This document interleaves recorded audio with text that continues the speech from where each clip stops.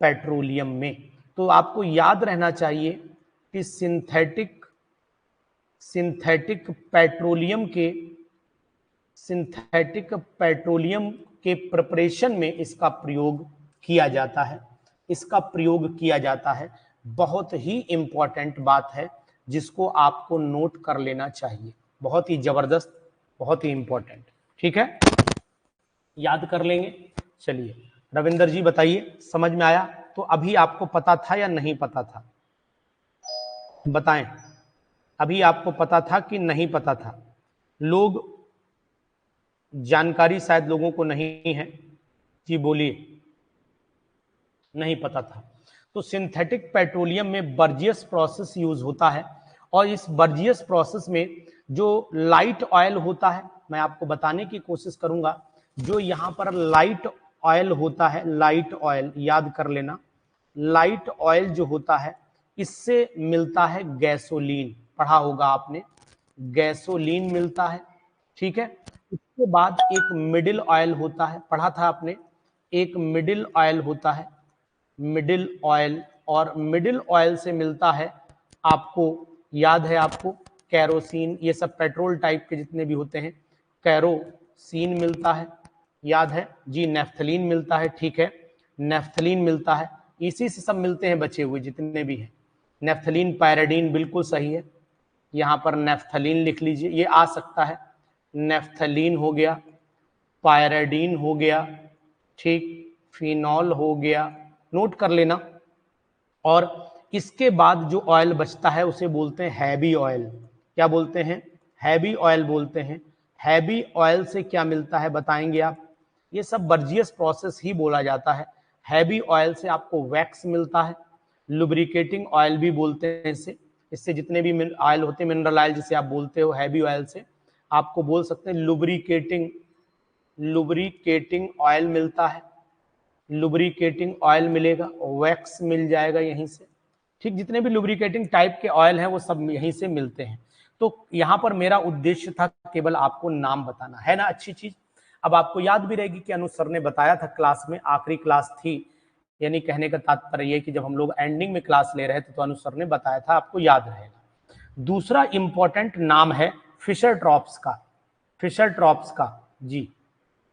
तो यहां पर एक नाम और याद रखो, ऐसा करते हैं, ये वाले एरो हटाते चलते हैं, बीच में लगा देंगे, FISCHER, फिशर ट्रॉप्स।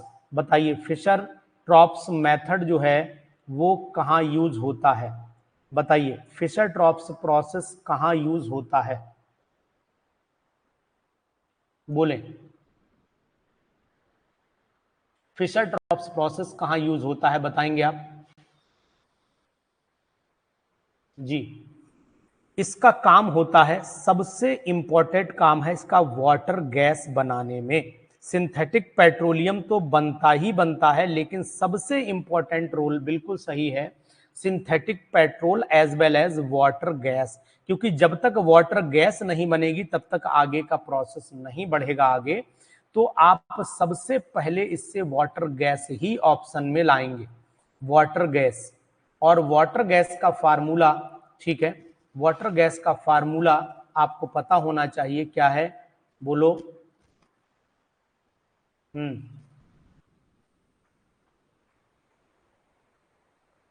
ठीक, याद हो गया, याद होता चल रहा होगा, बिल्कुल जबरदस्त है, बहुत इंपॉर्टेंट है आपको। ठीक है, ये बात आप नोट कर लेना, और एग्जामिनेशन में इसकी बहुत महत्वता हो जाएगी। अब ये बताइए कि अगर कुछ क्वेश्चन ऐसे होते हैं ना जो नॉर्मल होते हैं और हिलक जाते हैं, जब एग्जामिनेशन आता है तो उसी समय हिलकते हैं वो, बाकी नहीं हिलकते हैं। बाकी तो क्लासेस में आप पढ़ाओगे, कारण ये कि वो सामने किताब रखी होती है, अच्छे अच्छे धुरंधर खेल जाते हैं यहीं पर, तगड़ी चीज कर ले जाएंगे, महंगा खिलाड़ी अच्छी पिच पे खेल लेगा, कहीं धोखे से हल्की पिच पड़ गई तो आउट होना निश्चित है, क्योंकि वो तो तैयारी महंगी पिच की करके आया था।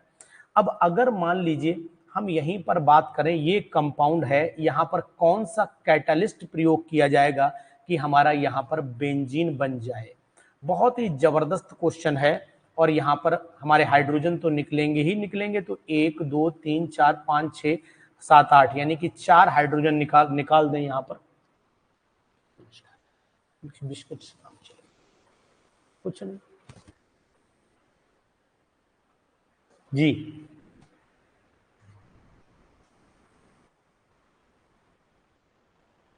ठीक है, आपने जवाब बढ़िया दिया है और उम्मीद करता हूं कि हाँ बिल्कुल सही ज्योति, Cr2O3 भी कर सकते हैं, Al2O3 भी कर सकते हैं, मॉलिब्डेनम का ऑक्साइड भी कर सकते हैं।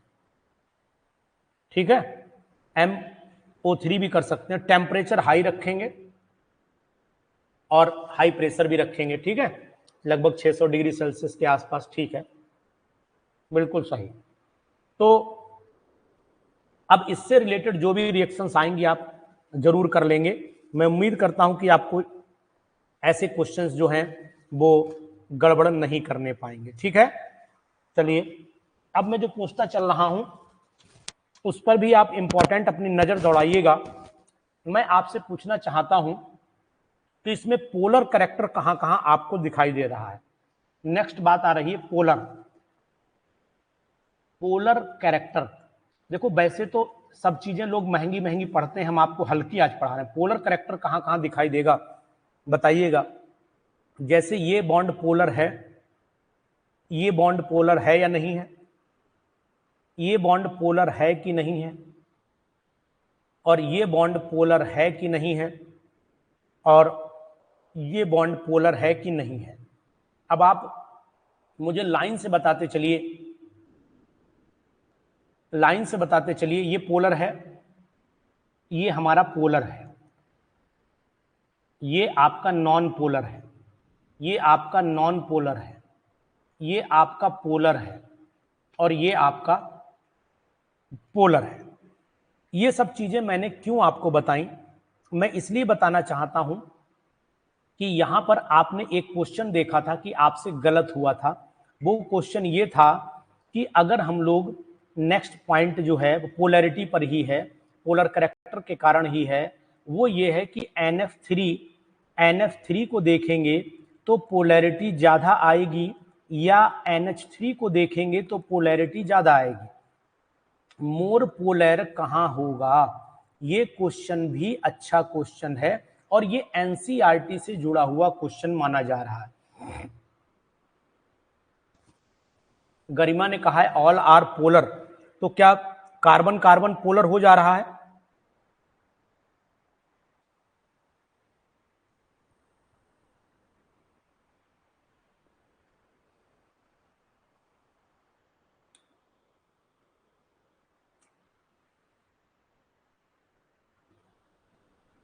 देखिए यहां फ्लोरीन अपनी तरफ इलेक्ट्रॉन खींच रहा है और ये लोन पेयर अपनी तरफ खींच रहा है, तो ओवरऑल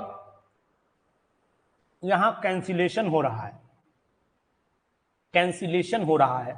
और यहां पर कैंसिलेशन नहीं हो रहा है, वन साइडेड शिफ्टिंग हो रही है इलेक्ट्रॉन की, तो ये आपका मोर पोलर हो जाएगा, मोर पोलर हो जाएगा, और ये आपका लेस पोलर हो जाएगा। Is it clear? कोई दिक्कत तो नहीं आपको लेस पोलर मोल पोलर में? जी बताइए, यहां कोई दिक्कत तो नहीं है? हाँ ठीक है। अब आपसे मैं पूछना चाहता हूं यहीं पर बहुत ही जबरदस्त चीज है जो आपको एग्जाम में बहुत बड़ा फायदा करेगी, इसलिए इस बात को जरा नोट करना आप, और कहीं पर भी आप इसमें चूक मत करना क्योंकि ये एग्जाम से जुड़ी बात है। ठीक है, किताबें क्या कहती मुझे नहीं पता, लेकिन मैंने भी पढ़ा, आपने भी पढ़ा।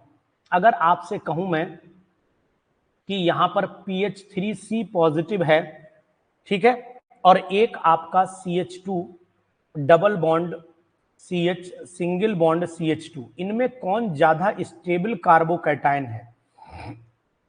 आज आपकी बारी नहीं, हमारी बारी है। बताइए कौन ज्यादा मोर स्टेबल कौन है इसमें?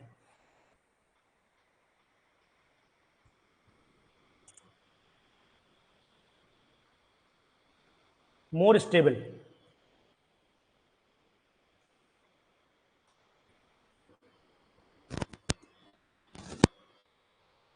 शाबाश, वेरी गुड। ये आपका मोर स्टेबल हो जाता है, ये आपका मोर स्टेबल हो जाता है, ये लेस स्टेबल हो जाता है। क्लियर हो गई? अब आपसे पूछता हूं CH2 double bond CH single bond CH2 plus और CH2 डबल बॉन्ड CH, इन दोनों में कौन ज्यादा स्टेबल है? जल्दी बोलिए। आज क्लास मजा आएगा भी थोड़ी देर में।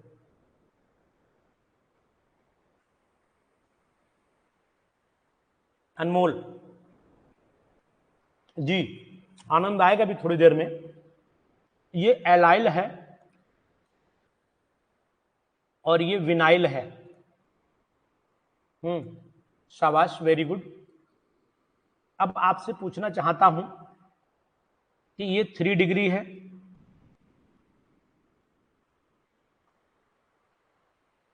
कार्बोकैटायन, और ये आपका एलाइल है।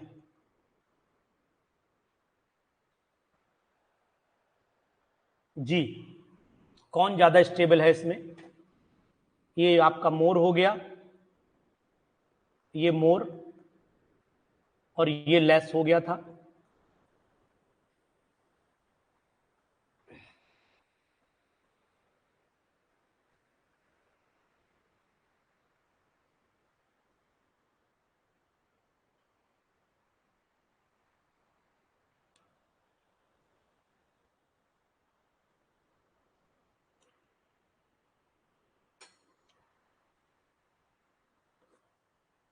देखिए, कुछ किताबों ने इसे ज्यादा दिया है और कुछ किताबों में, रुक जाइए, समझ लीजिए, अब बात जल्दीबाजी ना करिए, अब समझ लीजिए।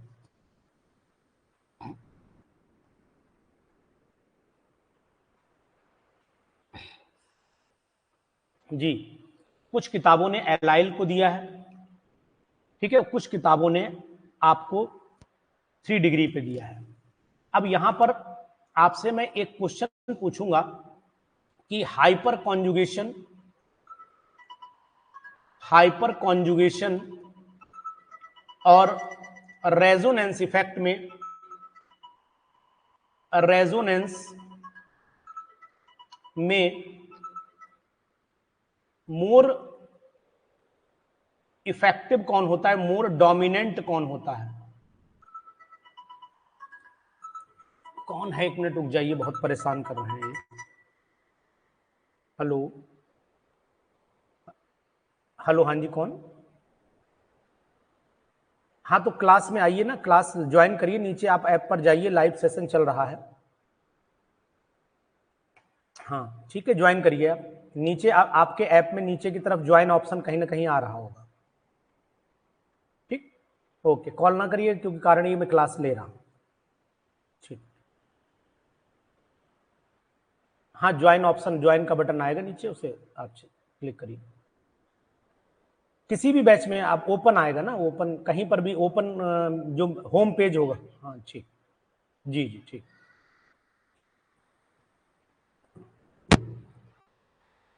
तो देखो, हम लोग बहुत सी किताबों ने, समझिएगा, यहां पर बहुत सी किताबों ने हाइपर कॉन्जुगेशन की जगह इस, मतलब इसको स्टेबल माना है, इसको स्टेबल माना है। ठीक है, समझना,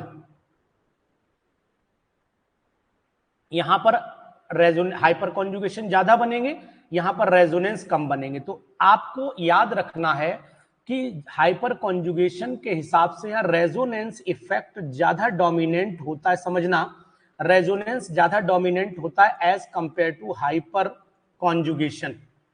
ठीक, अब आपको, आपका आंसर ये होना चाहिए, लेकिन रेजोनेंस इसके कम बनेंगे, रेजोनेंस कम बनेंगे। समझ में आई बात? नहीं, रेजोनेंस कम बनेंगे, हाइपर कॉन्जुगेटिव ज्यादा बन जाएंगे। इसीलिए कुछ किताबों ने जो है वो आपको 3 डिग्री को ज्यादा माना है, तो इसलिए हम 3 डिग्री को मोर स्टेबल मान रहे हैं एज कंपेयर टू एलाइल। ठीक है, हाँ, तो ये आपको ध्यान देना होगा कि 3 डिग्री में आपको यहां इस वजह से लेना होगा। वैसे तो रेजोनेंस इफेक्ट ज्यादा ही माना जाता है हाइपर कॉन्जुगेटिव से।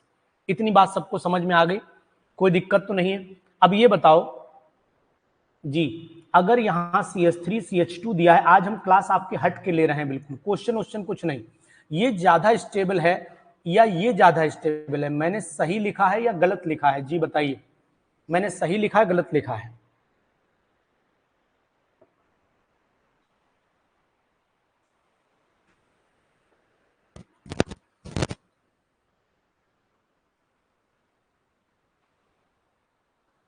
सही लिखा है, ये ज्यादा स्टेबल है। ये मोर वाले सब इधर ही लिखे हैं, इसीलिए ये लेस, ये सब स्टेबिलिटी के पैटर्न पर चल रहा है। जी शाबाश, वेरी गुड। एक टर्म और है जो बहुत जबरदस्त है आपके लिए, किसी भी आयन को स्टेबल करने के लिए, या हिंदी में लिख देता हूं, किसी भी, चलो इंग्लिश में लिखेंगे, हिंदी हिंदी नहीं, any molecule, any molecule becomes more stable, more stable due to number 1, option दे रहा हूं आपको, हाइड्राइड शिफ्ट हो सकती है, हाइड्राइड शिफ्ट हो सकती है। नंबर 2, मिथाइल शिफ्ट हो सकती है, मिथाइल शिफ्ट हो सकती है। और नंबर 3, दोनों हो सकते हैं। बताइए, नंबर 3 दोनों, बोथ, कौन सा सही है? बोथ वाला ऑप्शन सही जाएगा। रीजन आपको बता देता हूं, रीजन समझिएगा। अगर मान लीजिए कंडीशन ये है कि CH3 CH2 CH2 CH2 positive, ये अटैक करने वाली कंडीशन है, और यहां पर अटैकिंग कंडीशन आपकी अगर इसमें कन्वर्ट कर दी जाए तो क्या ये संभव है? यहां कौन सी शिफ्ट दिखाई दे रही है आपको? शिफ्ट कौन सी हुई यहां पर? बताइए, शिफ्ट यहां पर शिफ्ट कौन सी हुई?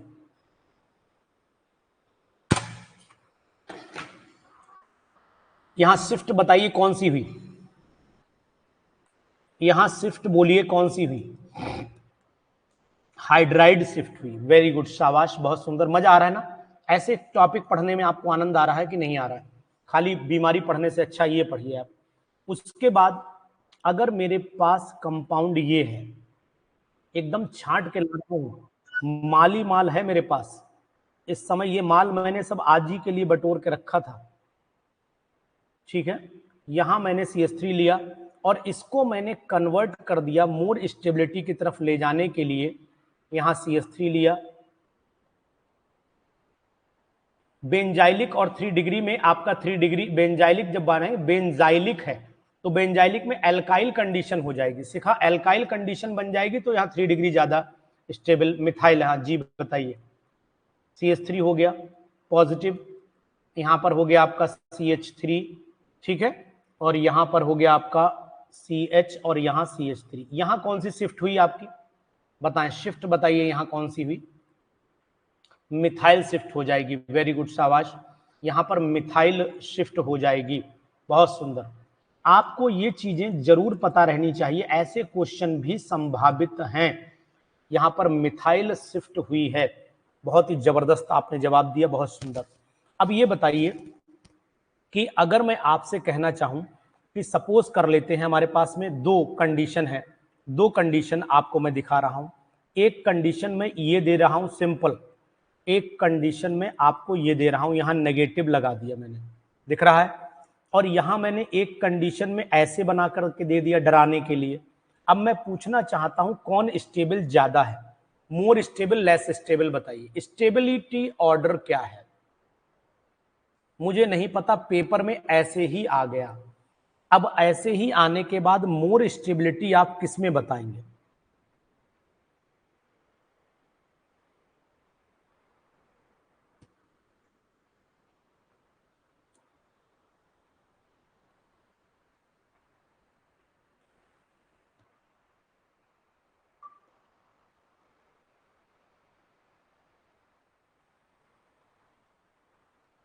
जब भी इलेक्ट्रॉन विड्रॉइंग ग्रुप लगता है then that compound becomes more stable.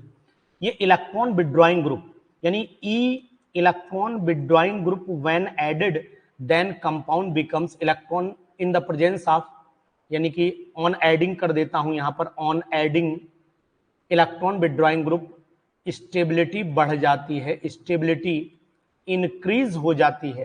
तो यहां पर ऑप्शन ये आएगा। समझ गए बेटा? समझ गए ना? कोई दिक्कत तो नहीं? स्टेबिलिटी तो ये this one is more stable, ये मोर हो जाएगा और ये आपका लेस हो जाएगा। समझ में आया? अच्छा था ना क्वेश्चन? मतलब ऐसा अगर बन के आ जाएगा तो आदमी थोड़ी देर के लिए कंफ्यूजन में पड़ जाता है और क्वेश्चन गलत होने के चांस उसके बढ़ जाते हैं, क्वेश्चंस रॉन्ग होने के चांस उसके बढ़ जाते हैं। ये बात आपको नोट करनी पड़ेगी, जरूरी है, बहुत ही इंपॉर्टेंट मानी जाती है ये बात। दूसरी मैं आपसे ये कह देता हूं कि मान लीजिए मैंने यहां एल्काइल ग्रुप लगा दिया, ऐसे क्वेश्चन जब खतरा बनते हैं तो फिर इंसान पागल हो जाता है। इन दोनों में देखो, अब आप बताइए कौन ज्यादा स्टेबल हो जाएगा, कौन ज्यादा स्टेबल हो जाएगा, बोलिए। ऐसे क्वेश्चंस बहुत इंपॉर्टेंट होते हैं।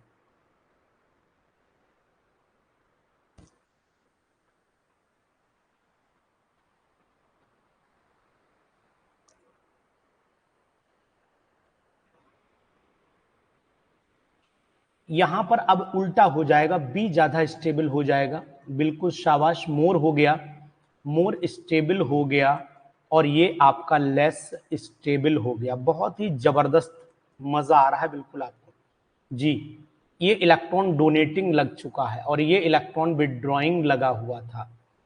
शाबाश, वेरी गुड अश्विनी जी, आज समय मिल गया आपको आने का क्लास में। अश्विनी, क्यों अश्विनी भाई? बाकी लोग सोच रहे हैं, अभी भी सोच रहे हैं कि छोड़ो यार, अब तो क्या करना, नौकरी मिलेगी नहीं।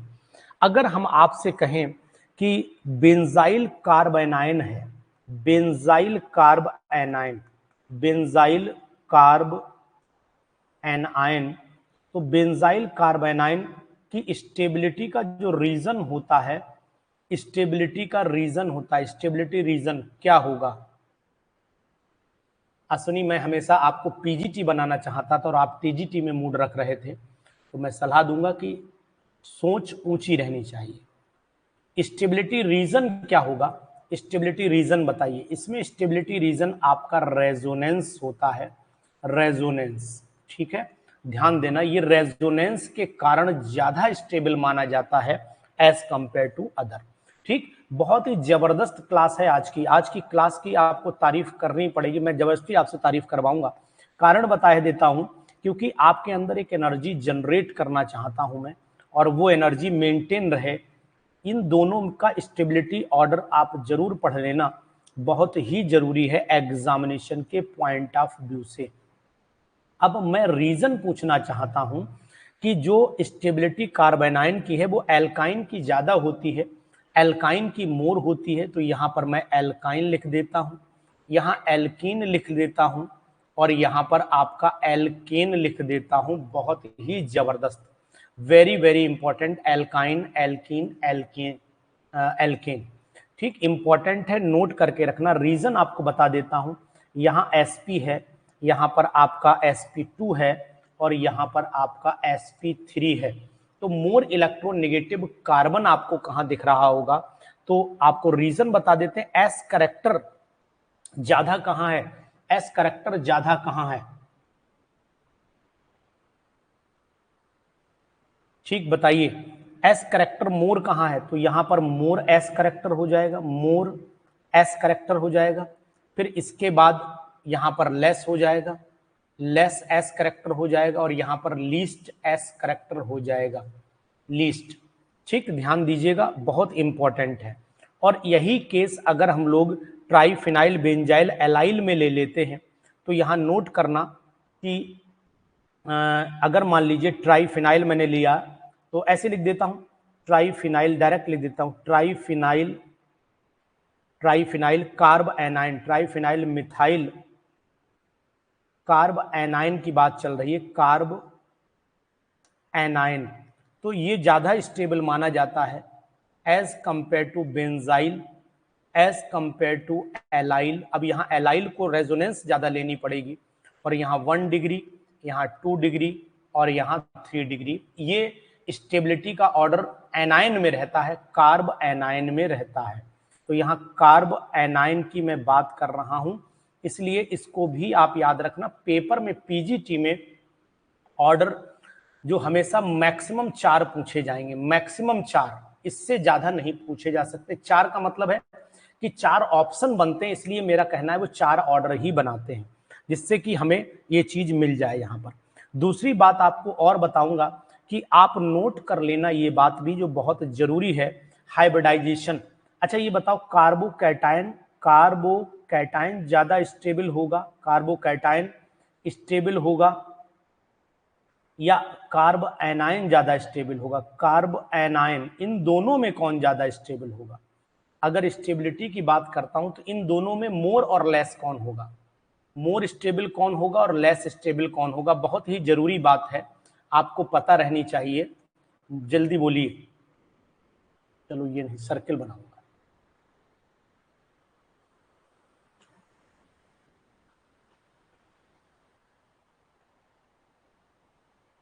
कार्ब एनायन ज्यादा स्टेबल होगा या कार्बोकैटायन ज्यादा स्टेबल होगा? कार्ब एनायन ज्यादा स्टेबल हो जाएगा। रीजन क्या है? रीजन बता पाएंगे?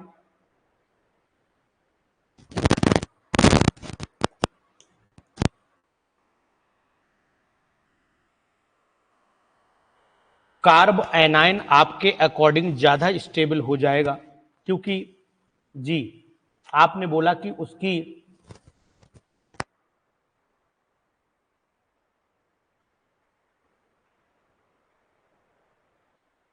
ठीक टू कंप्लीट ऑक्टेट सही है। रीजन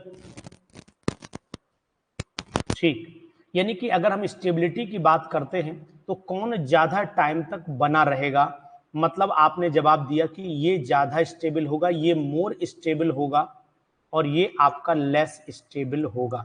ठीक, आपके अकॉर्डिंग अगर मैं चलता हूं तो थोड़ी सी बात और कर लेता हूं। अगर मैं कार्बोकैटायन की बात करता हूं तो कार्बोकैटायन में जो हाइब्रिडाइजेशन है वो कौन सी आएगी? अगर मैं यहां पर पॉजिटिव लगा देता हूं, ये कार्बोकैटायन है, और मैं यहीं पर अगर नेगेटिव लगा देता हूं तो ये कार्ब एनायन आपका बना दे रहा हूं। यहां पर नेगेटिव लगा दिया मैंने, ये कार्ब एनायन हो गया। इनमें आपको बताना पड़ेगा कि हाइब्रिडाइजेशन का नेचर क्या है।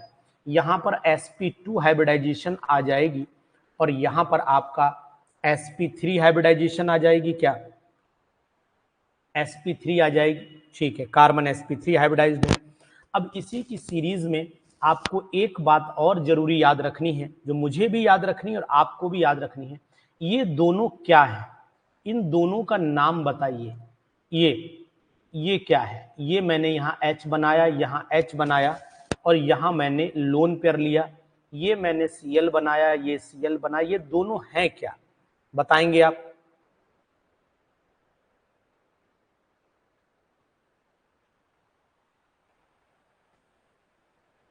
कार्बीन है दोनों। वेरी गुड, शाबाश, कार्बीन बोली जाती हैं और ये कार्बीन, शाबाश, बहुत सुंदर, बहुत बढ़िया जवाब आपने दिया। ये कार्बीन है आपके सामने और ये कार्बीन आपको पता ये भी होना चाहिए सेक्सटेट कंटेनिंग कार्बन भी बोले जाते हैं। These are the called sextet containing, यहां पर मैं लिख देता हूं सेक्सटेट कंटेनिंग कार्बन भी बोला जाता है इनको, सेक्सटेट कंटेनिंग कार्बन भी बोला जाता है।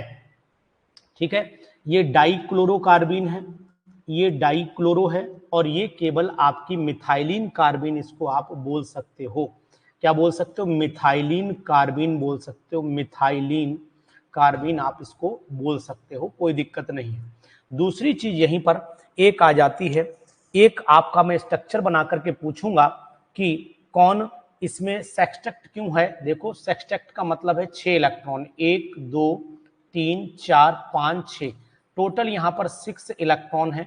यहाँ पर भी देखोगे तो ये 6 इलेक्ट्रॉन यहाँ पर कंटेन करती, इसलिए सेक्सटेट बोला जाता है जी। अब यहाँ पर आपको मैं ये बात कर रहा हूं जो बहुत इंपॉर्टेंट है, आपको पहचान करके बताना पड़ेगा कि कार्बीन 2 तरीके की आपने पढ़ी थी। नंबर 1, सबसे पहले मैंने एक p ऑर्बिटल बना दी, ध्यान दीजिए, ये p ऑर्बिटल बना दी और यहां मैंने आपके दोनों इलेक्ट्रॉन पेयर अप कर दिए। और यहाँ कोई भी बना दिया बॉन्ड, मान लीजिए R जोड़ दिया, यहाँ भी मैंने R जोड़ दिया, ठीक है। इसको मैं बोल रहा हूं कि ये सपोज कर लेते हैं sp2 हाइब्रिडाइज्ड है, ये भी sp2 हाइब्रिडाइज्ड है, ठीक है, और ये भी sp2 हाइब्रिडाइज्ड है। ये कौन सी कार्बीन है बताइए, ये कौन सी कार्बीन है?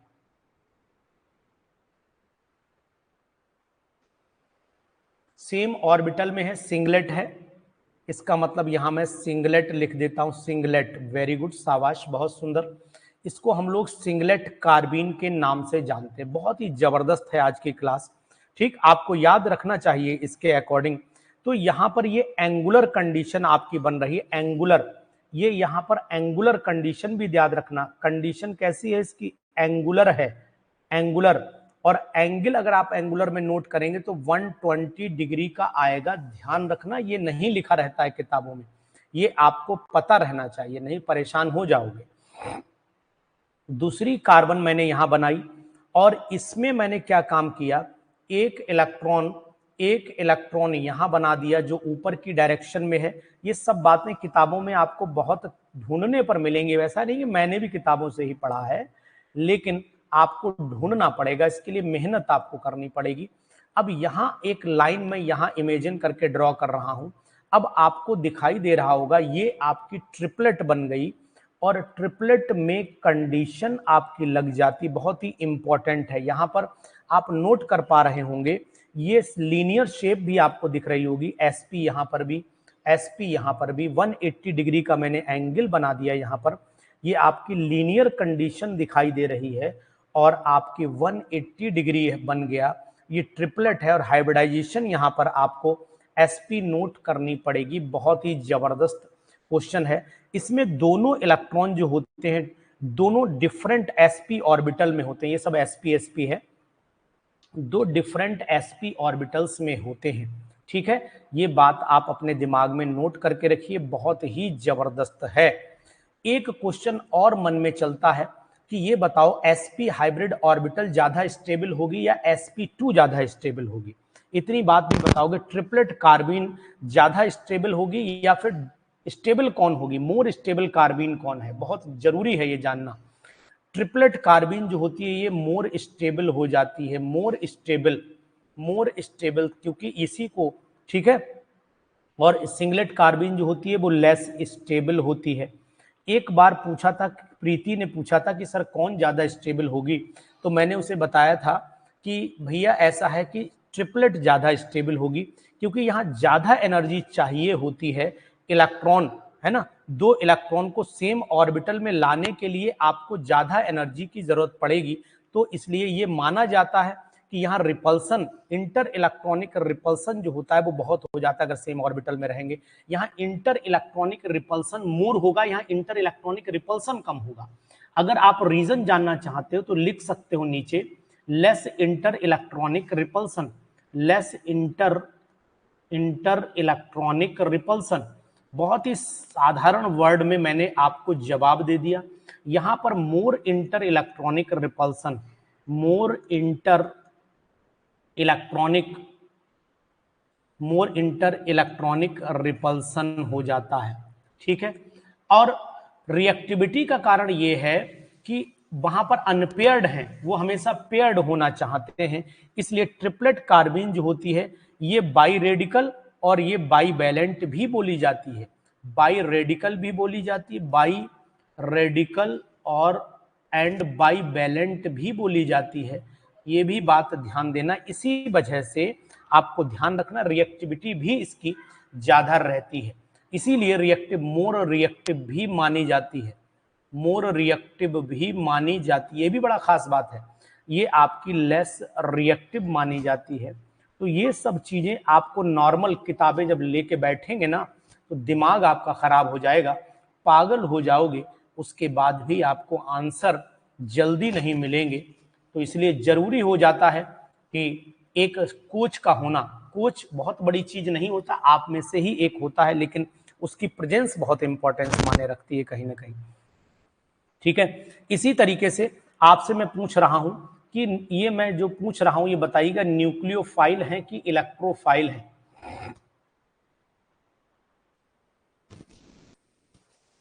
जी यहां पर बताइए, ये मैंने NH3 लिखा, ये मैंने यहाँ पर RCOO नेगेटिव लिखा, ये मैंने यहाँ HC triple bond C negative लिखा।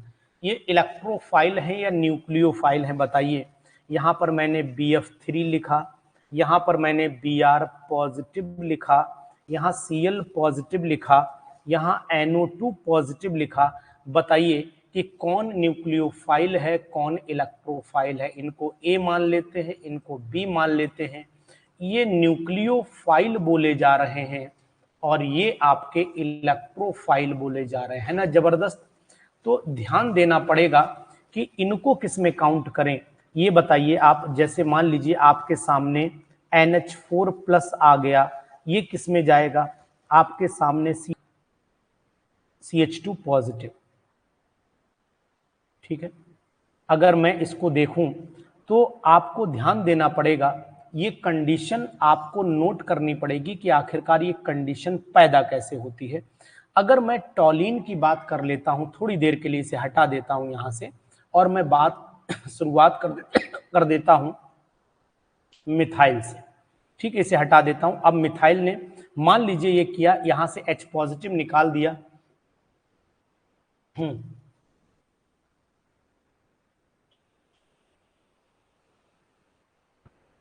चलिए, thank you so much Ravinder ji और अश्विनी।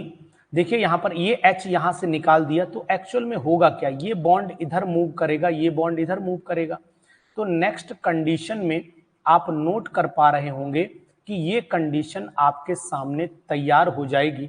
यहाँ पर आपका नेगेटिव आ जाएगा, सॉरी उल्टा डायरेक्शन बनाई है मैंने, तो उल्टा ही बना लेता हूँ। यहाँ पर नेगेटिव आ जाएगा, ये बॉन्ड ऐसे हो जाएगा, यहाँ डबल बॉन्ड, यहाँ C, यहाँ पर H आ गया, यहाँ पर भी H आ गया और H यहाँ से रिलीज हो गया। अब ये नेगेटिव रोटेट करता रहेगा ऐसे करके, रेजोनेंस भी हो रही है और कंडीशन मीजो रेजोनेंस के साथ हाइपर कॉन्जुगेशन भी आपको दिखेगी इसके अंदर। नोट करो, ऐसा मॉलिक्यूल है जिसके अंदर रेजोनेंस भी दिखेगी, हाइपर कॉन्जुगेशन भी दिखेगी। बहुत ही जबरदस्त है, ये आपने नहीं सोचा था, मैं सोचवा रहा हूं, सोच लो ध्यान से। यहां पर आपको रेजोनेंस भी दिखेगी, सॉरी यहां पर रेजोनेंस भी दिख रही है और हाइपर कॉन्जुगेशन भी संभव है, दोनों हैं। नोट करिए इस चीज को बहुत अच्छे से। आर्थो पैरा डायरेक्टिंग इन्फ्लुएंस होने का कारण ही इसका यही हो जाता है कि यहाँ hyper conjugative effect as well as mesomeric है। नोट हो पा रही बात नहीं, बताइए। यहाँ पर हाइपर कॉन्जुगेशन भी दिख रही है आपको, यस और नो, और आपको यहां पर रेजोनेंस भी दिख रही है, रेजोनेंस भी दिख रही है। लेकिन एक्चुअल में ये है ही एक टाइप की no bond resonance, no bond resonance है ये। तो ये डबल रेजोनेंस करैक्टर यहां मिल रहा है आपको, यानी अगर मैं आपसे कहूं तो यहां डबल रेजोनेंस करैक्टर दिख रहा है, तो मतलब स्टेबिलिटी ऑटोमेटिकली बहुत ज्यादा हो जाएगी। तो ऐसे कंपाउंड में बहुत ज्यादा स्टेबिलिटी मानी जाती है जहां डबल रेजोनेंस मिल जाती है। Very very important, very very important. Phone आ जा रहे हैं बार बार। हेलो हेलो, जी बताएं मैडम। गुड आफ्टरनून, क्लास ले रहे हैं, इस समय बाद में बात कर लेते हैं आपसे 1 घंटे। जी बोलिए बोलिए। ठीक है, अभी आप कोई बात नहीं, आप इस समय बजा है 12:30, 1 बजे के बाद फोन करिए, ठीक है। ठीक, तो इस चीज को नोट करिएगा, बहुत जरूरी है, और इसको आप कहीं पॉइंट पर नोट कर लो। तो कॉन्जुगेटेड सिस्टम भी दिख रहा है, डबल बॉन्ड कंडीशन भी दिख रही, very very important. Hyper conjugation, no bond. Baker Nathan effect का नाम भी याद रखना, कई बार इंटरव्यू में पूछा गया है। बेकर नेथन इफेक्ट, ये आपको इंटरव्यू में भी पूछ लेते हैं, तो इसलिए इसको भी आप नोट डाउन करना कि इसका नाम आखिरकार क्या है, हमसे भी पूछा गया था। हाइपर कंजुगेशन इंटर में हर कोई लगभग पूछ ही लेता है।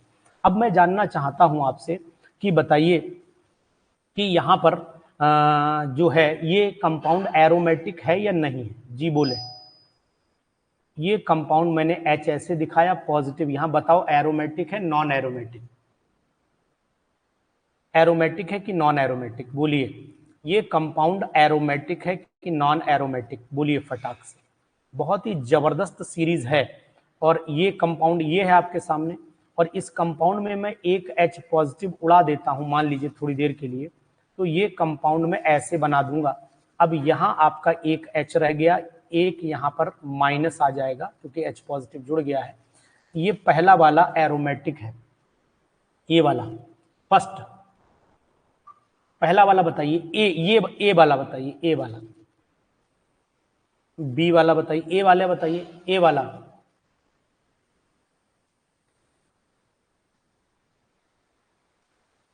ये एरोमेटिक है, ठीक। 4n+2 pi electron rule apply हो रहा है इसके ऊपर जी। ये वाला बताइए, नॉन एरोमेटिक है, ये नॉन है। और ये वाला बोलिए, ये एरोमेटिक हो जाएगा, ठीक है, ठीक। ये नॉन है और ये एरोमेटिक हो जाएगा, याद रखना जरूरी है, ठीक। इसी तरीके के क्वेश्चंस इस बार आने की संभावना है। खतरा बन सकता है तो मैंने क्वेश्चन की ट्विस्टिंग कर दी। आपको ऐसी क्लास, जैसे ये ट्विस्टेड कर करके क्वेश्चन कोई नहीं बना रहा है, सब वही अपने सिंपल क्वेश्चन बना बना के डाल रहे हैं जिससे केवल व्यू चले। और कुछ लोग तो अभी भी एग्जाम आगे बढ़ेगा फलाना ढिमकाना उसी मचे हुए हैं, जिंदगी बर्बाद कर रहे हैं लोगों की। कितने लोगों ने बर्बाद कर दी और अपना फायदा कर लिया कि यूट्यूब चैनल चला लिया बस।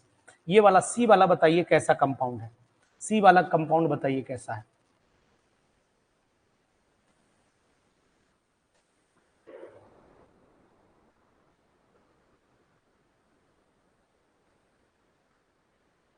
सी वाला नॉन एरोमेटिक है कि एरोमेटिक है? अल्टरनेट बॉन्ड दिख रहे हैं यहां पर, नॉन एरोमेटिक है, लेकिन 6 पाई इलेक्ट्रॉन तो आ रहे हैं यहां पर, 6 पाई इलेक्ट्रॉन तो आ रहे हैं, लेकिन नॉन एरोमेटिक कैसे हुआ ये? और अगर मैं इसे कन्वर्ट कर देता हूं, मान लो थोड़ी देर के लिए इसमें H पॉजिटिव जोड़ देता हूं, H पॉजिटिव निकाल देता हूं यहां से, अब बताइए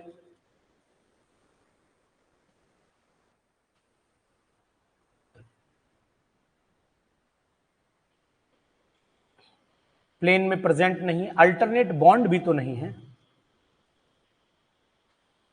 जी, शाबाश, अल्टरनेट बॉन्ड भी नहीं भाई। अब यहां मैं ऐसे करके लिख देता हूं, यहां पॉजिटिव लगा देता हूं, अब बताइए यहां पर भी 6 पाई इलेक्ट्रॉन्स दिख रहे हैं, अब बताइए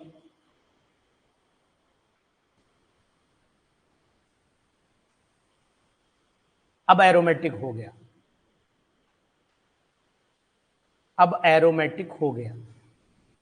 ये आपका एंटी एरोमेटिक कंपाउंड में चला जाएगा, नॉन एरोमेटिक, ठीक है जी। अब एक चीज और बताइए फटाक से, ये कंपाउंड क्या है?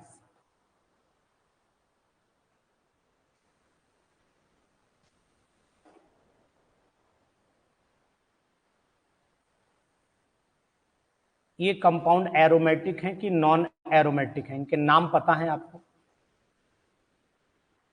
नाम पता है आपको? ये सब कैसे हैं? हेट्रोसाइक्लिक एरोमेटिक हैं, ये सब कंपाउंड हेट्रोसाइक्लिक एरोमेटिक हैं।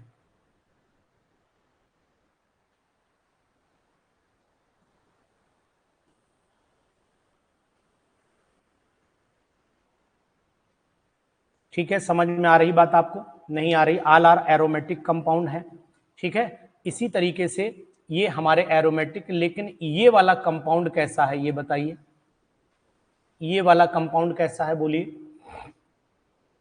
ये एरो है, ये एरो है, ये एरो है, ये एरो है, ये एरो है, ये एरो है, ये नॉन एरो है, ठीक है। पिपराइडीन बोलते हैं, और ये बेसिक भी होता है, पूछा जाता है पीजीटी में, बेसिक है, sp3 हाइब्रिडाइज्ड कार्बन है। ये बात नोट कर लेना इंपॉर्टेंट है, बहुत ज्यादा एग्जाम में पूछ लिया जाता है, ठीक है। इस पे 2 लोन पेयर हैं, एक लोन पेयर बेंजीन इन्वॉल्व होता है, यहाँ पर एक भी लोन पेयर जो अंदर वाला है वो इन्वॉल्व रहता है, ये बात आप नोट करके रखना, ठीक है, यहाँ पर डीलोकलाइजेशन भी नहीं है, बिल्कुल सही बात है सुप्रिया प्रजापति जी। बहुत सारे लोग सोचते हैं कि सर क्लास पता नहीं क्यों ले रहे हैं, है ना। और जैसे क्या होता है, जैसे मैंने बहुत नोटिस किया, किसी को कोई चीज दो तो वो नहीं लेता है, लेकिन बाद में पीछे पीछे घूमता है कि सर हमें दे दो, हमें दे दो। अरे भाई यार, जब दे रहे थे तो ले नहीं रहे थे, अब लेने का तुम्हारा मूड हुआ तो हम दे नहीं रहे। तो इसलिए अभी मैंने क्लास को ज्वाइन किया तो सब शांत बैठे हैं, बोले अरे यार फ्री की क्लास में सर क्या पढ़ाएंगे, कुछ नहीं पढ़ाएंगे फ्री की क्लास। क्योंकि यहाँ पर जो इंसान को कुछ देने की बात करो तो उसे कुछ अच्छा नहीं लगता, हजम नहीं होता है। तो बहुत सारे ऐसे हैं जो अभी भी ऐप पर हैं उद्देश्य बैच में, और उद्देश्य बैच में डिस्कशन कर रहे हैं, बस पढ़े हैं शांति से, डिस्कशन चल रहा है कि भाई पीजीटी का एग्जाम कब होगा, डाउनलोड कब होंगे। अरे रिजल्ट डाउनलोड कर लो, सबसे अच्छा। ये सभी एरोमेटिक हैं, ये सभी एरोमेटिक हैं, यहाँ पर भी एरोमेटिक, यहाँ पर भी एरोमेटिक, यहाँ पर भी एरोमेटिक, नोट कर लेना। इनमें पाई बॉन्ड और पाई इलेक्ट्रॉन्स निकाल करके चेक कर लेना। पाई बॉन्ड कितने हैं सभी में निकाल लेना, पाई इलेक्ट्रॉन्स कितने हैं सभी में निकाल लेना, सिग्मा बॉन्ड कितने हैं सभी में निकाल लेना। ऐसे क्वेश्चन एग्जाम में बहुत आते हैं, नोट कर लेना, अच्छी बात है, नहीं तो पछताओगे। ठीक है, बात नोट करके रखना, नहीं तो परेशान हो जाओगे आप लोग। एक बात और नोट कर लो, अनुज शर्मा का क्लास सबसे हट के मिलेगा आपको। जीए कंपाउंड आप बताओ, देखो उड़ा दिया मैंने क्वेश्चन को, पहना दी इसको दूसरा जामा, जो अभी मैंने देखा था उसको पहनाया मैंने पैजामा। यहाँ एच हो गया, यहाँ पॉजिटिव कर दिया ना खंडहर मैंने बिल्कुल। यहाँ देखो ये हो गया, ये हो गया, ये कंपाउंड ऐसे करा और यहाँ पर लगाया एच, और यहाँ पर इस बार नेगेटिव मार दिया। ठीक है, इसके बाद मैंने यूं करा, यूं करा, यूं करा, यूं करा, यूं करा, यूं करा, फिर यूं कर दिया, और यहाँ पर यूं यूं यूं यूं कर दिया। जलवा है भाई साहब। इसका नाम साइक्लोप्रोपेनाइल एनायन है। यहाँ पर 4 पाई इलेक्ट्रॉन हो गए हैं, 4 पाई इलेक्ट्रॉन, यहाँ पर भी 4 पाई इलेक्ट्रॉन हो गए हैं, यहाँ 8 पाई इलेक्ट्रॉन हो गए हैं, यहाँ पर भी 8 पाई इलेक्ट्रॉन हो गए हैं। तो ये जितने भी कंपाउंड हैं ये सभी एंटी एरोमेटिक कंपाउंड कहलाते हैं। ये ऑल आर एंटी, ध्यान देना, एंटी एरोमेटिक। जबरदस्त क्लास है भाई साहब, एरोमेटिक जबरदस्त। मजा आ रहा होगा, जो लोग क्लास ले रहे होंगे बिल्कुल आनंदित होंगे, आपको डेफिनेटली इससे फायदा होगा। ठीक है, चलिए, मजा आ रहा है ना, अच्छा लग रहा है क्लास आपको, सुंदर लग रहा है क्लास आज का? एक बार बोल दो जरा अच्छे से तो मैं समझ जाऊं कि आपको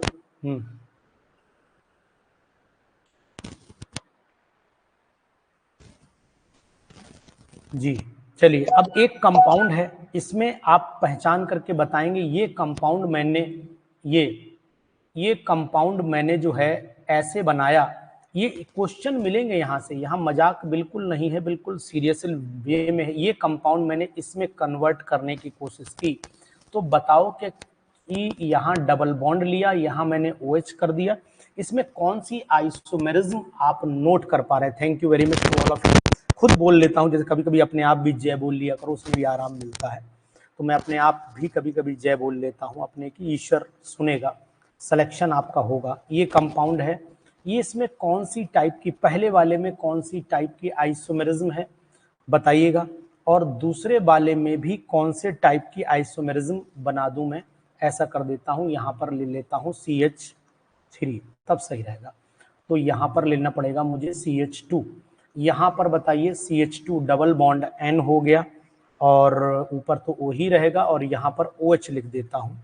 ये बताइए, ये आपकी टॉटो है, ये टॉटो है, और ये आपकी हो जाती है ऐसी फॉर्म, और ये हो जाती है नाइट्रो फॉर्म। तो इसका मतलब हुआ ये नाइट्रो एसीटॉटोमेरिज्म हो जाती है, नाइट्रो एसीटॉटोमेरिज्म हो जाती है। तो यहाँ पर ऐसी लिख देता हूँ, और टोटल आपको नाइट्रो एसीटॉटोमेरिज्म लिख देता हूँ। समझ में आया आपको? समझ में आ रहा है प्रीति? कुछ जलवा कट रहा है? नहीं, कुछ लग रहा है, कॉन्फिडेंस आ रहा है कि नहीं आ रहा है? एक कंपाउंड है HON, N double bond O हो गया, इसमें मैंने कन्वर्जन लिया HN, बहुत कुछ सीख करके जाएंगे आप। ये कंपाउंड है, ये आपकी नाइट्राइट है, नाइट्राइट फॉर्म है, ये आपका नाइट्रो फॉर्म है, दोनों में। ठीक है, तो यहाँ पर नाइट्राइट नाइट्रो टाटोमेरिज्म बोली जाती है। तो nitrite nitro, nitrite nitro tautomerism बोली जाती है। ठीक, ये भी नाइट्रो एसीटाटोमेरिज्म बोली जाती है। ध्यान देंगे आप लोग, बहुत ही जरूरी बात है ये, वेरी वेरी इंपॉर्टेंट। ठीक है, याद रहेगा ना, याद रहेगा। चलिए जी, तो अब आगे बढ़ लेते हैं, इसी सीरीज को आगे कंटिन्यू कर रहा हूं। ये फॉर्म कौन सी है बताएंगे आप? अगर आपने बता दिया तो मैं समझ लूंगा कि वाकई में आपने अच्छी मेहनत की। ये मैंने लिया यहाँ पर कंपाउंड, और यहाँ मैंने ऐसे करके 3 कंडीशन बना दी। एक कंडीशन ये यहाँ पर ले आया, एक कंडीशन मैं आपकी यहाँ पर ले आया, एक कंडीशन मैं आपकी यहाँ पर लेकर के आ गया। ये कंडीशन मैंने ले ली। यहाँ पर तीनों जगह पर मैं H बना दे रहा हूँ, यहाँ पर भी H बना दे रहा हूँ, यहाँ पर भी H, और इसके बैक में H बना रहा हूँ, इसके बैक में H बना रहा हूँ, इसके बैक में। ये कौन सी फॉर्म है बताइए, ये कौन सी फॉर्म है? ये आपकी न्यूमैन प्रोजेक्शन फार्मूला तो ठीक है, ये बात मैं आपकी मान रहा हूं, लेकिन फॉर्म कौन सी है? फॉर्म बताइए कौन सी है? और दूसरी फॉर्म बना रहा हूं, ये कौन सी है? बताओ यार, आज मजा लो अनुसर के साथ में। ये जो मैं बना रहा हूं, इसको बताइए कौन सी है? यहाँ मैंने H लिया, यहाँ मैंने आपको H लिया ऐसे करके, यहाँ पर भी H लिया, यहाँ पर भी आपका H लिया, और इसके बैक में H ले लिया। स्टैगर्ड है जी, शाबाश। इसके बैक में H ले लिया, और इसके बैक में H ले लिया, इसके बैक में H ले लिया। ये पहली वाली आपकी स्टैगर्ड है, STAGGERED, स्टैगर्ड है। और ये आपकी इक्लिप्स्ड है, इक्लिप्स्ड है, जबरदस्त, बहुत सुंदर। स्टैगर्ड और इक्लिप्स्ड दोनों आपको बना करके मैंने दे दी। दोनों स्टेबल कौन ज्यादा है? Which one is more stable? Staggered ज्यादा स्टेबल होगी या इक्लिप्स्ड ज्यादा स्टेबल होगी? तो स्टैगर्ड जो होती है वो ज्यादा स्टेबल मानी जाती है as compare to eclipsed. Eclipsed ये सब क्लास, अगर उद्देश्य बैच आप लोगों ने पढ़ लिया तो ईमानदारी से बताता हूं, सिलेक्शन अगर 10-12 दिन भी उद्देश्य बैच आपने उठा के उड़ा दिया ना, तो फिर कोई माई कलाल आपका सिलेक्शन नहीं रोक पाएगा। सही ईमानदारी से आपने लाइव सेशन सभी लिए हो। ये मोर स्टेबल है, ये यहाँ पर मोर स्टेबल हो गया, एनर्जी बहुत ज्यादा चाहिए होती है, रिपल्सन कम होता है। ये आपका लेस स्टेबल हो गया, तो आपका सिलेक्शन निश्चित हो जाएगा। इस समय इस फॉर्म को बताइएगा। अगर मान लीजिए मैं ब्यूटेन की बात कर लेता हूं, ब्यूटेन सब क्लास एकदम जबरदस्त चल रही है, सब क्लास धुआंधार, आग चल रही, आग इस समय बम्पर इंपॉर्टेंट है, इस पर इंपॉर्टेंट लगा लो।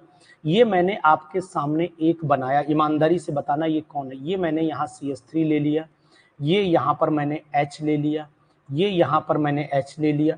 ठीक है, इसके बाद आपने यहाँ पर बैक साइड में H लिया, यहाँ बैक साइड में H लिया, यहाँ पर CH3 लिया। फॉर्म बताइए जल्दी से, जल्दी से ये बताइए कौन सी फॉर्म है, ये बताइए।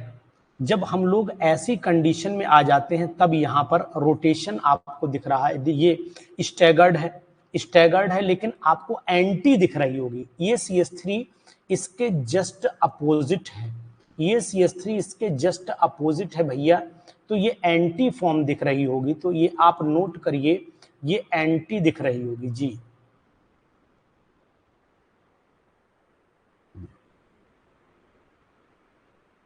जी है ना, तो इसका हम एंटी लिख लेते हैं, और स्टैगर्ड तो ये है ही। ठीक है, अब इसके बाद और नोट करो, बॉन्ड एंगल 180 डिग्री का आ रहा है, बिल्कुल सही, बिल्कुल, बहुत सुंदर, जलवा है आपका। दूसरी बात बताइए, आज की क्लास वाकई में यार आग उगल रही है क्लास, पता नहीं ये शब्द, ये चीजें कहाँ से मुझे याद आई, मुझे खुद नहीं पता कि मैं आपको बता दूं। यहाँ पर H ले लेता हूं। अब ये बताइए, यहाँ पर मैं H लेता हूं, ध्यान दो, और यहाँ पर मैं CH3 ले लेता हूं, यहाँ पर CH3 ले लेता हूं, यहाँ पर H ले लेता हूं। एक ये फॉर्म है, ठीक है, और दूसरी मैं ले लेता हूं इसी के बगल में, दोनों में अंतर दिखा रहा हूं आपको, अंतर दिखा रहा हूं, बहुत ही मस्त मामला है। ऐसे में CH3 यहाँ ले लिया, उसके बाद मैंने थोड़ा और ऊपर उठा दिया, इसे यहाँ CH3 ले आया मैं, CH3 यहाँ ले आया, इसको बीच में लाओ, सेंटर पर लाओ, ऐसे करके यहाँ जोड़ो, यहाँ पर H, यहाँ पर H, यहाँ CH3 आया, तो फिर इसका मतलब है कि फिर H यहाँ पर आ गया। इसके मतलब ये हुआ कि इसके बाद वाले में यहाँ पर होगा ऐसे H और यहाँ पर होगा फिर ऐसे H। तो ये कौन सी है बताइए? ये तो पार्शियली इक्लिप्स्ड है, क्योंकि H नहीं है ना इसके सामने, ये पार्शियली इक्लिप्स्ड है, पार्शियली है ये, यही तो बस पूछना था मुझे। ये पार्शियली इक्लिप्स्ड है, इक्लिप्स्ड है, ये पार्शियली इक्लिप्स्ड है, ये फुल्ली इक्लिप्स्ड है, ये फुल्ली इक्लिप्स्ड है भाई साहब, ध्यान दीजिए, इसीलिए मैंने बताया। और यही अगर मैं थोड़ा डिफरेंस पे ले आता, डिफरेंस पे ले आता तो गौची बन जाती, तो प्रीति गौची बन जाती। आप कंफ्यूज कर गए यहीं पर, गौची में डिफरेंस मिलेगा आपको, गौची ये बनी, ये गौची है, CH3 आ जाता यहाँ पर, ठीक है, और इसके बाद आपका H यहाँ आ जाता, H यहाँ आ जाता, CH3, ये गौची है, बस यही तो खेला हो जाता है, ये गौची है, ये नोट करो, इसीलिए मैंने आपको सब अलग अलग ढंग से बताई, दिस इज गौची, इसीलिए आपको यहां पर मैंने बताया। तो ये आपको बताना पड़ेगा यहां पर सबसे ज्यादा स्टेबल कौन है, स्टेबिलिटी का ऑर्डर सबसे ज्यादा एंटी स्टेबल होती है, उसके बाद गौची होती है, उसके बाद गौची होती है, उसके बाद पार्शियली इक्लिप्स्ड होती है, पार्शियली इक्लिप्स्ड होती है, ठीक है, इक्लिप्स्ड होती है, और उसके बाद आती है फुल्ली इक्लिप्स्ड। समझ में आया? फुल्ली इक्लिप्स्ड, ठीक है। AgPF, एंटी गौची, पार्शियली फुल्ली, बिल्कुल मस्त। आया ना मजा? आया ना मजा? बिल्कुल, आपको बिल्कुल आनंदित कर देंगे हम क्लास में। 2025 लिखो इसके ऊपर, 2025 लिखो, बहुत ही जबरदस्त, वेरी वेरी इंपॉर्टेंट, ठीक। खाना खा लिया? क्या बना? ठीक। इसके बाद आप नोट करिए, ये भी एक इंपॉर्टेंट पॉइंट है, बाकी तो मैं बहुत कुछ पढ़ा ही चुका हूं आपको, लेकिन ये बात बोट फॉर्म और चेयर फॉर्म, साइक्लोहेक्सेन में साइक्लोहेक्सेन है, एक आपके पास साइक्लोपेंटेन है, एक आपके पास साइक्लोब्यूटेन है, और एक प्रोपेन है, ठीक है। इनमें ज्यादा स्टेबल कौन होगा, यानी एक हम ले लेते हैं साइक्लोब्यूटेन और एक साइक्लोप्रोपेन, मोर स्टेबल बताइए कौन है?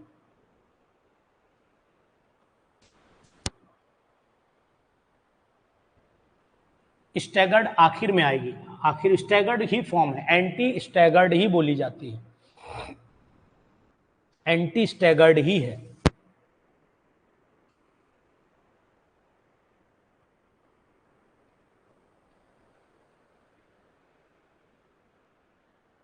साइक्लोहेक्सेन ज्यादा होगा, पेंटेन ऑर्डर में ही लिखे हैं, तो आपको नोट करना पड़ेगा डिक्रीजिंग ऑर्डर ऑफ स्टेबिलिटी मर लगे हैं स्ट्रेंथ थ्योरी के अकॉर्डिंग, यहां पर डिक्रीजिंग ऑर्डर है, डिक्रीजिंग ऑर्डर है स्टेबिलिटी का, स्टेबिलिटी का, बहुत ही इंपॉर्टेंट, वेरी वेरी इंपॉर्टेंट। अब आपसे एक और पूछना चाहता हूं, एक आपके सामने ये मैंने बोट फॉर्म बनाई, ये मैंने बोट फॉर्म बनाई, इतना ही लेवल है पीजीटी का, इससे ज्यादा नहीं। इसमें ज्यादा स्टेबल आपको कौन दिख रहा है? ड्यू टू, हाँ वो तो ठीक है, बॉन्ड स्ट्रेचिंग तो है ही, इसमें ज्यादा स्टेबल कौन दिख रहा है? तो आपको पता होना चाहिए ये चेयर फॉर्म है और ये आपकी बोट फॉर्म है, बोट फॉर्म है, इन दोनों में स्टेबल आपकी चेयर फॉर्म है, ये स्टेबल है और ये लेस स्टेबल मानी जाएगी, लेस स्टेबल हो जाती है, रिपल्सन है यहाँ पर और वहाँ रिपल्सन मैक्सिमम मिनिमम हो जाता है, इस बात का ध्यान देना। बहुत ही जबरदस्त चल रहा है, ये जलवा है आपका, ठीक। अब इसी तरीके से आपको नोट करते रहना है, दीपक नोट कर रहे हो ना कहीं पर? ये मैंने कंपाउंड आपके सामने लिया CH3, ये यहाँ पर C लिया, यहाँ पर Cl लिया, यहाँ डबल बॉन्ड लगाया, छोटा छोटा सब रिवीजन आपको करा दे रहा हूं, 1 मिनट का समय दो, हैंग कर गया है।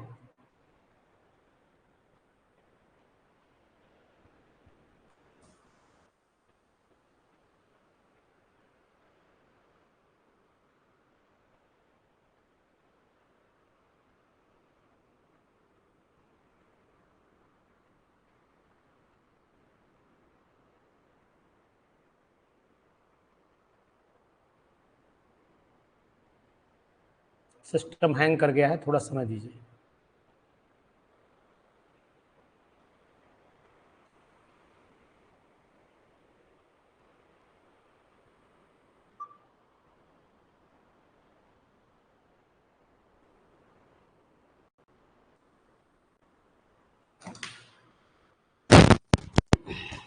रुक जाइए, थोड़ा समय दीजिए, सिस्टम हैंग कर गया है।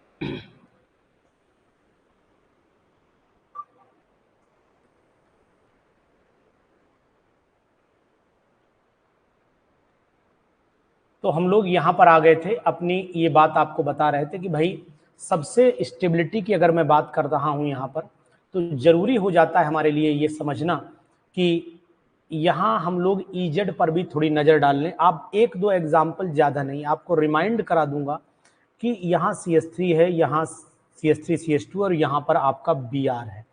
ये बताइए, ये आपका जो सिस्टम दिख रहा है, ये आपका लोअर प्रायोरिटी ग्रुप है, ये आपका हायर प्रायोरिटी ग्रुप है, ये हायर हो गया, ये लोअर हो गया। यहाँ पर ये कार्बन है, ये लोअर हो गया और ये आपका हायर हो गया। ये कौन सा है, इसमें ई फॉर्म है कि जेड फॉर्म है, इतना बताइए। ये फॉर्म ई है या जेड है, इतना बता दीजिए। एक एक एग्जाम्पल सबसे टच करा दूंगा, जीवन बदल जाएगा अगर एरोमा केमिस्ट्री क्लासेस से आप जुड़े हो तो। निश्चित है, ऊपर वाले पर भरोसा है कि जो हम लोगों ने मेहनत की है वो जरूर सफल होगी। यहाँ पर ये हायर है, ये लोअर है, ये हायर है, ये लोअर है। ये पहला वाला आपको जेड फॉर्म दिखेगा और ये आपको ई फॉर्म दिखेगा, है ना। बढ़िया, जबरदस्त क्लास है आज की। आपको जरूर दिख रही होगी कि क्लास की क्वालिटी आपको दिख रही होगी, क्लास का आपको मेंटेनेंस दिख रहा होगा कि नहीं, हमने यहाँ हर चीज को एकदम सही तरीके से उतारा है। जी, देख रहे हैं आप कैसा रिवीजन चल रहा है, रिवीजन आपको समझ में आ रहा है प्रीति, बताइए।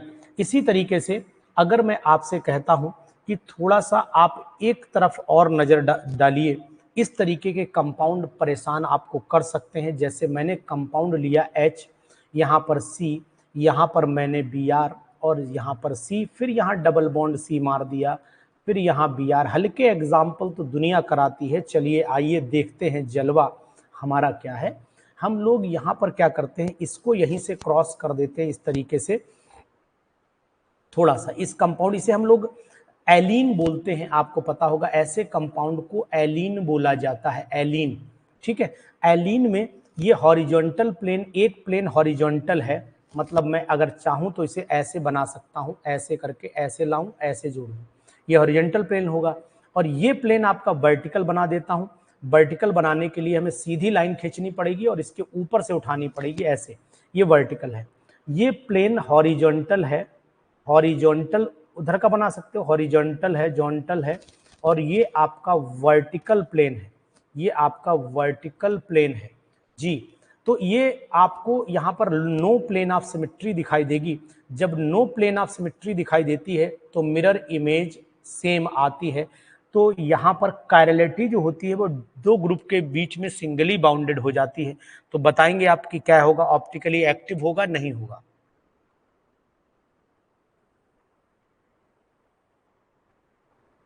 ये कायरल है या नहीं, इतना बताइए। ये कायरल है,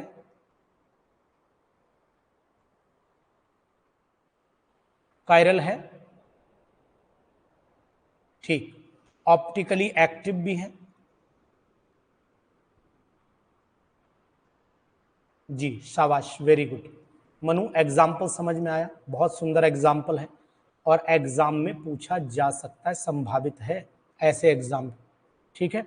ये कंपाउंड बताइए, ऐसे कंपाउंड जो होते हैं ये बाईफिनाइल्स कहलाते हैं, ऐसे कंपाउंड बाईफिनाइल्स कहलाते हैं। ये भी एग्जाम में आने की इस बार संभावना ज़्यादा है। NO2 लिया, यहाँ पर आपने NO2 लिया, यहाँ पर आपने COOH लिया, यहाँ पर भी COOH लिया। जी बताइए, ये ऑप्टिकली एक्टिव है कि नहीं है, ये ऑप्टिकली एक्टिव है कि नहीं है।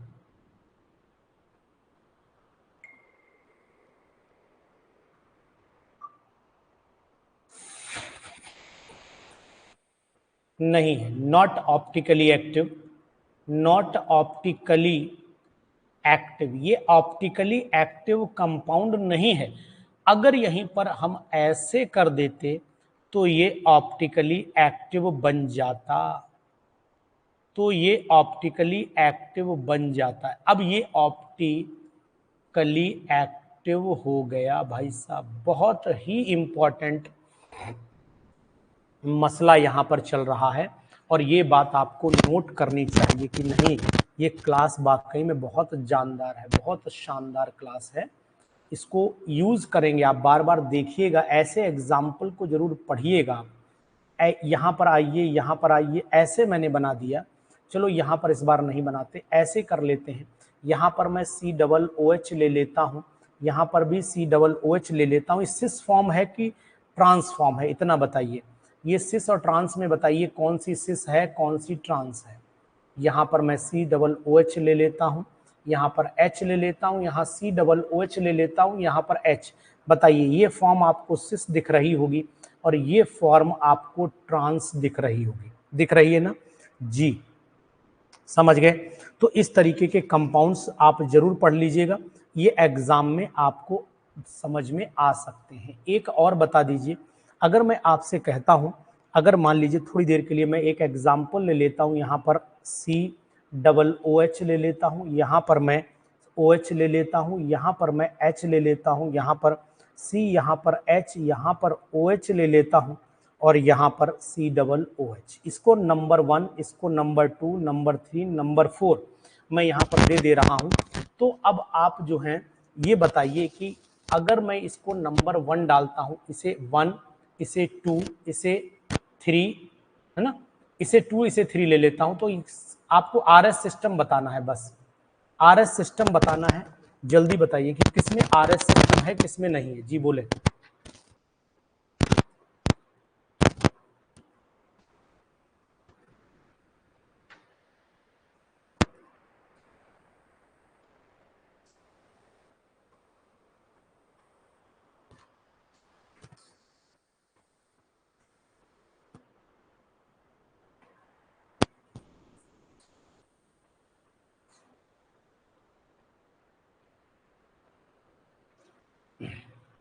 ठीक,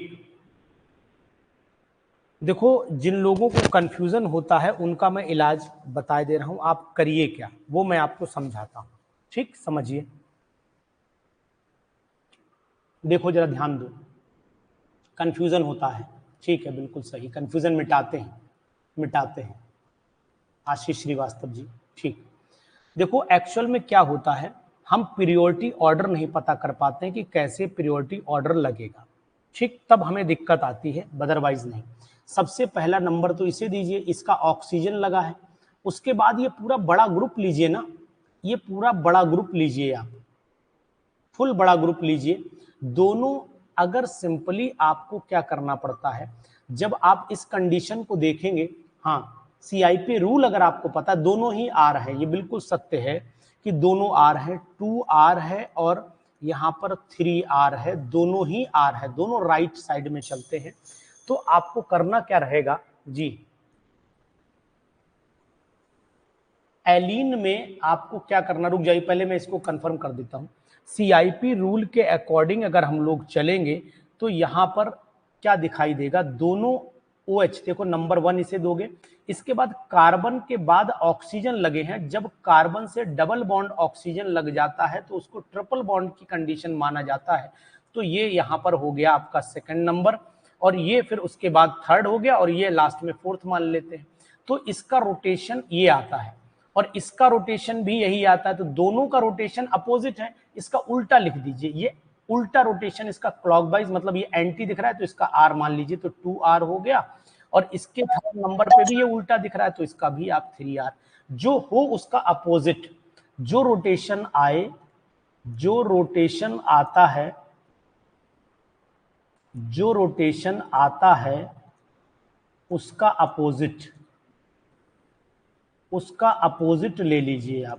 ठीक है, चलिए मैं आपको एक और बताता हूं, उसके लिए कंफ्यूजन आपको हो, चलो बस हो गई। इसके एक कंफ्यूजन और मैं बता देता हूं आपको। चलिए सिंपल एक एग्जांपल और बताता हूं। इसमें जब दो कार्बन हो, जब दो कार्बन हो, ठीक, एक बात अपोजिट लेना रहता है। दूसरी चीज ये है, अगर एक कार्बन है सिंगल कार्बन के लिए वहां अपोजिट नहीं लेना पड़ता। सिंगल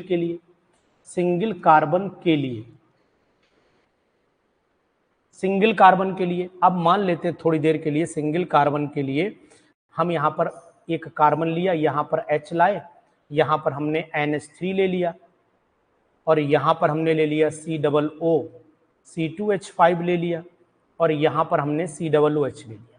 ये बताओ सीनियरिटी ग्रुप को किसमें ज्यादा? नाइट्रोजन में नंबर 1 देंगे ना, इसमें 1 दे देंगे, इसमें आपका 2 दे देना पड़ेगा, क्योंकि इसके बाद COO है और फिर C2H5 है, यहाँ केवल H है। ठीक, तो नंबर 3 यहां देंगे और नंबर 4 हाइड्रोजन को दे देंगे। ऐसे ही तो चलेगा।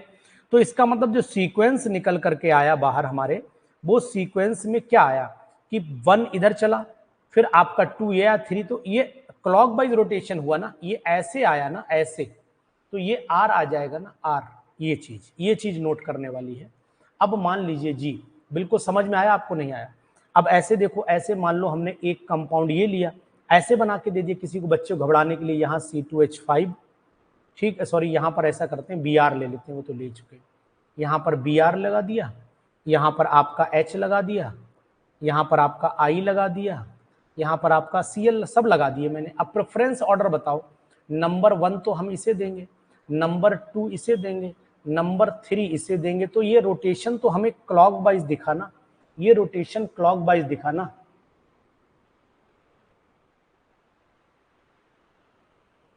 ये तो यहां पर आपका हो गया R। पूरी क्लास हमने पढ़ाई है रविंदर, मैंने पूरी क्लास पढ़ाई है, और एक बार नहीं, 2-2, 3-3 बार पढ़ाई थी। फुल प्रिपरेटरी प्रोग्राम जब चलाया था तो मैंने पूरी क्लासें पढ़ाई हैं, कुछ समझौता नहीं किया था। अब आप सोचो कि छोटी सी क्लास में पूरा आनंद आ जाए तो वो कैसे आ पाएगा? संभावित नहीं है, कि समय नहीं बचा है ना, समय नहीं बचा है, तो इसलिए आपको ये चीजें ध्यान देनी पड़ेगी। ठीक है, तो ये सब चीजें पढ़िएगा और ये आपको एग्जामिनेशन में बहुत काम आएंगी। ठीक, तो इतना रखेंगे आज, बाकी हमारा क्लास चलता रहेगा। आज रात में टेस्ट है, 8 बजे से 10 बजे तक टेस्ट दीजिएगा, और टेस्ट में बहुत जो है आराम से टेस्ट दिया करो, जल्दी सबमिट न किया करो, टेस्ट को जल्दी सबमिट न किया करो, समय खराब मतलब वेस्ट ना करो अपना, पूरे 2 घंटे टेस्ट को यूज करो, आराम से लिख करके दो, जल्दी सबमिट कर देते हो दिक्कत हो जाती है, नंबर कम आते हैं। ठीक है जी, ओके, गुड डे।